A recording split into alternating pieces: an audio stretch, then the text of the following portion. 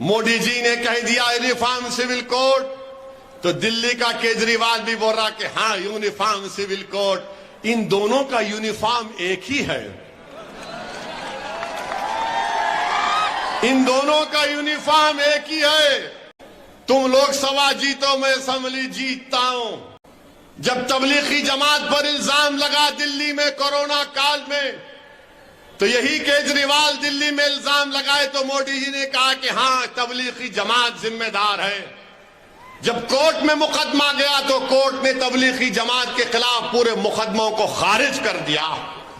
मेरे अजीज दोस्तों और बुजुर्गों, इसीलिए मैं आपसे अपील कर रहा हूं कि इन लोगों की जो अज़ाइम है, इनकी जो हरकतें हैं, इसको आपको समझने की जरूरत है।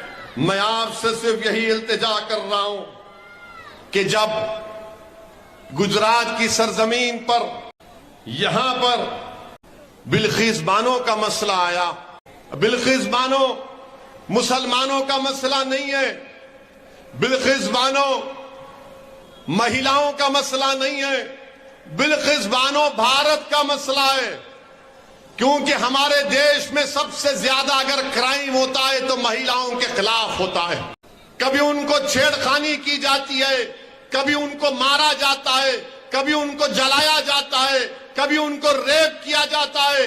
और वो बिल्किस बानो जिसको उसके पड़ोसी, वो बिल्किस बानो जिसने उस दुकान से चूड़ियां खरीदी, चूड़ियां बेचने वाला बिल्किस बानो का बलात्कार किया, वो बिल्किस बानो जिसकी 3 साल की बेटी को उसके सामने पत्थर पर सर मारकर उसको शहीद कर दिया गया, वो बिल्किस बानो जिसकी मां और उसके महिला रिश्तेदारों का बिल्किस बानो के सामने जो प्रेग्नेंट थी, हामिला थी, उसकी मां और उसके रिश्तेदारों का रेप करके, बलात्कार करके उनका कत्ल कर दिया गया।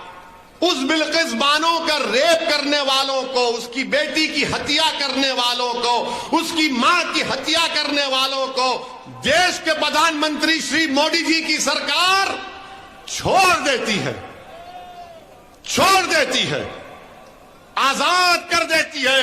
वाह देश के प्रधानमंत्री, क्या झूठा आपका वादा था कि बेटी बचाओ बेटी पढ़ाओ। क्या आपकी बेटी बिल्किस बानो नहीं थी मोदी जी?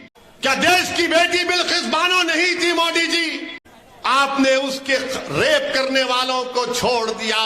सीबीआई ने कहा मत छोड़ो, सीबीआई के उस जज ने कहा मत छोड़ो, बल्कि जिन लोगों को आजाद किया गया उन्होंने पेरोल पर निकलकर, फरलो पर निकलकर 2 महिलाओं पर और हमला किया, उन पर केस बुक हुआ। बताइए आप क्या पैगाम देश के प्रधानमंत्री देश के महिलाओं को दे रहे हैं? क्या पैगाम भाजपा देश के महिलाओं को दे रही है कि अगर तुम्हारा रेप होगा तो चंद साल वो जालिम जिसने तुम्हारी इज्जत लूटी उसको जेल में रखेंगे और अच्छे संस्कार की बुनियाद पर मोदी जी उनको आजाद कर देंगे। और जब यही बिल्किस बानो के ताल्लुक से एक मीडिया के जर्नलिस्ट ने आप पार्टी के एक मिनिस्टर से पूछा कि बिल्किस बानो पर आप क्या बोलेंगे, तो उसने कहा कि हमको बिल्किस बानो के बारे में नहीं बोलना है, हमको स्कूल के बारे में बोलना है, टीचर के बारे में बोलना है, क्लासरूम के बारे में बोलना है। बिल्किस पर नहीं बोलेंगे, मोदी जी भी नहीं बोलेंगे, भाजपा भी बिल्किस पर नहीं बोलेगी और दिल्ली का केजरीवाल भी बिल्किस बानो पर नहीं बोलेगा। मेरे अजीज दोस्तों और बुजुर्गों, बिल्किस बानो पर अगर किसी ने पूरी ताकत और जिम्मेदारी के साथ किसी ने बिल्किस बानो की ताईद में कहा, किसी पार्टी ने कहा, तो उसका पार्टी का नाम मजलिस पार्टी था। हम मुसलमान, बिल्किस बानो मुसलमान है कहकर नहीं बोले।